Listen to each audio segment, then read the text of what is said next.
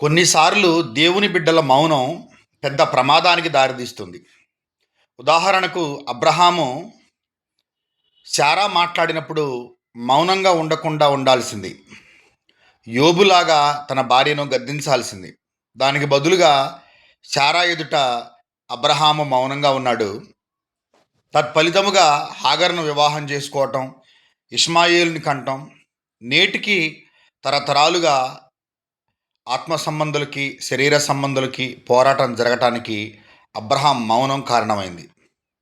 అదేవిధంగా ఎస్తేరుతో మొర్దెకై అంటున్నాడు, మౌనంగా ఉంటే గనక యూదులకు విడుదల సహాయం ఇంకొక దగ్గర నుంచి దొరుకుతుంది, నువ్వు మాట్లాడక మౌనంగా ఉండవద్దు అని హెచ్చరిస్తా ఉన్నాడు.